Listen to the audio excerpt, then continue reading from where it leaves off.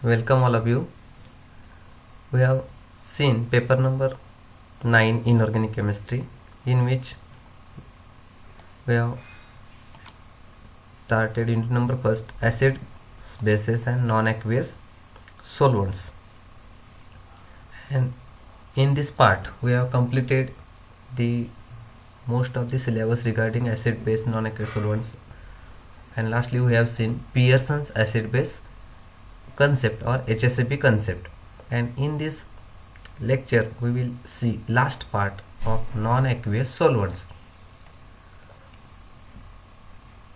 Then in this we will see details regarding the non-aqueous solvents. First we will see what is the definition of non-aqueous solvents, or what are the non-aqueous solvents. So in case of inorganic non-aqueous solvents, that is the solvents other than water, that is not an organic compound. The solvents which are other than water are called non-aqueous solvents. Aqueous means water. So examples of non-aqueous solvents in this inorganic chemistry are liquid ammonia, liquid sulfur dioxide, sulfuryl chloride, phosphoryl chloride, antimony trichloride, then bromine pentafluoride, hydrogen fluoride HF, then other inorganic acids. So these solvents are used in chemical research and industry for reactions. Some of the organic reactions are carried out by using these non-aqueous solvents. Then other than water, the solvents are called as non-aqueous solvents. So this is the simple definition. In example or objective type questions, they will ask which of the following is the non-aqueous solvents. Then what are the advantages of non-aqueous solvents? Some of the organic acids and bases that are insoluble in water are soluble in non-aqueous solvents, and reaction is carried out and we will prepare the target compound. Then organic acids which is of comparable strength to water can be titrated easily in non-aqueous solvents. So bases also follow the same rule. Due to the some drawbacks regarding the reaction, the inorganic solvent, that is non-aqueous solvents, are carried out to carry the reactions. So what are the classification of solvents? So classification is, first is solvents based on proton, then classification of solvent based on polar and non-polar solvent nature, and classification of solvents on aqueous and non-aqueous solvents. Then one by one we will see. We will see the examples. So first one, types of non-aqueous solvents: protonic and non-protonic solvents. The solvents from which protons can be derived are called protonic solvents. And what are the examples of protonic solvents? Water, H2SO4. And the solvents from which protons cannot be derived are called non-protonic solvents. And what are the examples of non-protonic solvents? These are liquid sulfur dioxide, benzene, chloroform, CHCl3. In multiple choice question they will ask which of the following is the example of protonic solvent and non-protonic solvents. So these are the examples. Then next is protic and protonic solvents. For example, when ammonia reacts with another molecule of ammonia, we are getting NH4, ammonium ion, NH4 plus ion, and amide ion, NH2 minus ion. Similarly, when HF reacts with HF, we are getting H2F and HF minus, hydrogen difluoride ion.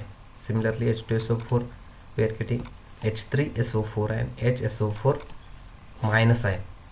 So acidic or protogenic solvents, examples of acidic and protogenic solvents or protic solvents are H2SO4, HCl, acetic acid, HCl. In objective they will ask which of the following is the example of protogenic or protic solvent. Then examples are H2SO4, HCl, HCl. And basic or protophilic solvents, examples are ammonia and N2H4, hydrogen hydrate. Then what are the examples of aprotic or non-protonic solvents? Means they didn't give protons in the reaction. For example, benzene, chloroform, carbon tetrachloride, sulfur dioxide. When N2O4 gives the reaction, we are getting nitrosonium ion and nitrate ion.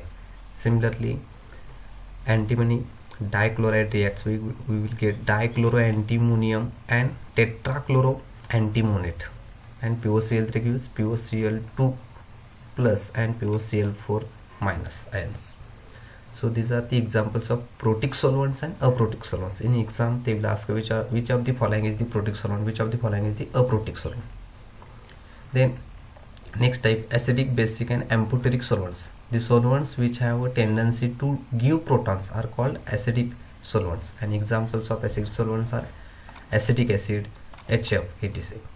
Then the solvents which have strong tendency to accept protons are called basic solvents or basic or protophilic solvents. Examples are liquid ammonia, then pyridine. These are the examples of basic or protophilic solvents. The solvents which neither have tendency to gain or not lose protons are called amphiprotic or amphoteric solvents. Example is water, ethanol. In objective they will ask which of the following is the example of amphiprotic or amphoteric solvent.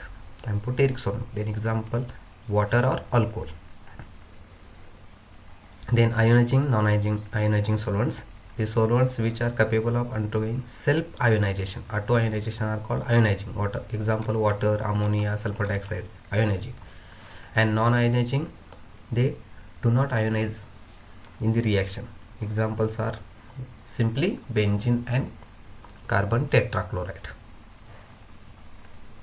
Then coordinating and non-coordinating. Coordinating means which form coordinate bond with the reacting substance. Example, that is ammonia, which form coordinate bond sulfur dioxide, DMSO, dimethyl sulfoxide, DMF, dimethyl formamide, which form coordinate bond with the metal ions. So they are coordinating solvents. And non-coordinating means they didn't form coordinate forms. For example, carbon tetrachloride, benzene, saturated hydrocarbon. These are the examples. In multiple choice question they will ask us such type of questions.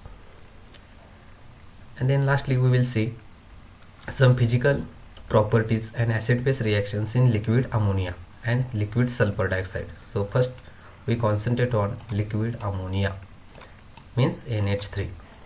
So ammonia we have studied extensively in various practicals, but here we will study some physical properties of the liquid ammonia. First one, with regard to acid-base reactions, that is neutralization reaction. So according to Bronsted-Lowry concept, auto-ionization of ammonia is regarded as, suppose ammonia reacted with another molecule of ammonia, we are getting NH4 plus ion and amide ion. Similarly, NH3 we react with NH2 minus ion, this formed amide, we are getting NH4 plus ion, imide ion. And lastly, when this NH3 react with NH minus minus, we are getting NH4 plus and N triple minus, nitride ion. So similarly we are getting amide, imide and nitride. So here, so this is acid-base reaction, conjugate acid-base reaction will be formed. So here NH4 plus is act as acid, while amide, imide and nitride are act as a bases. So this is the acid-base reaction. Then in the form of salt, when acid reacts with base, suppose ammonium nitrate react with potassium amide, we are getting salt, potassium nitrate and solvent. So this is a salt formation reaction. Similarly, various reactions are formed, suppose nitrides and imides. So this is a ammonium iodide and bismuth nitride, acid and base reacted with each other, we are getting salt and solvent, bismuth iodide and ammonia as a solvent.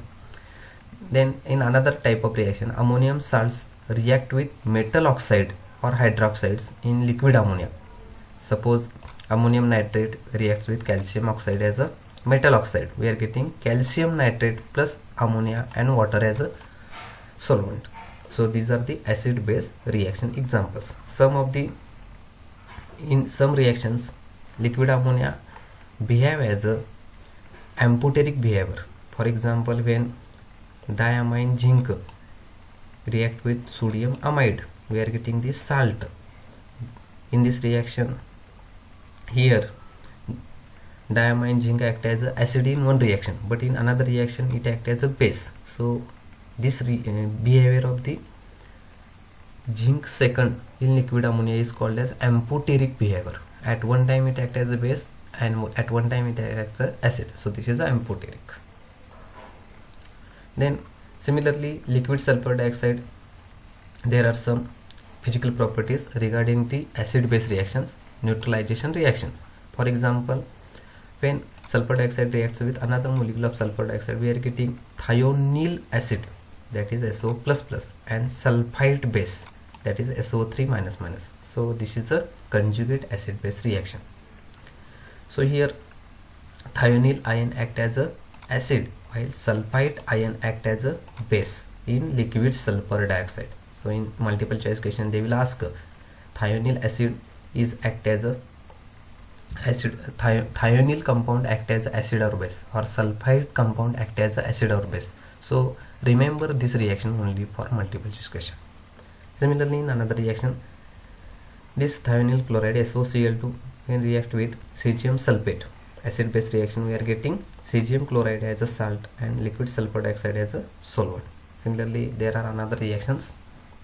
For example, thionyl thiocyanate when react with potassium sulfide, which form potassium thiocyanate as a salt. So this is the acid base reaction.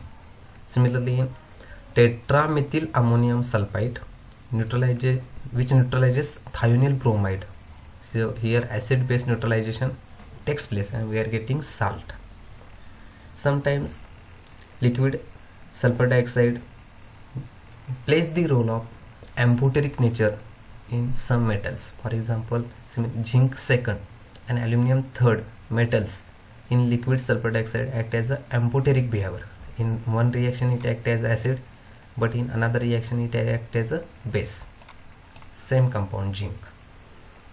Similarly, aluminum compounds act as a, in one reaction acid and another reaction base in presence of liquid sulfur dioxide. So this is the amphoteric behavior of sulfur dioxide. So this is about the non-aqueous solvents of liquid ammonia and liquid sulfur dioxide. So here we have completed this unit. So thank you all of you for listening this video.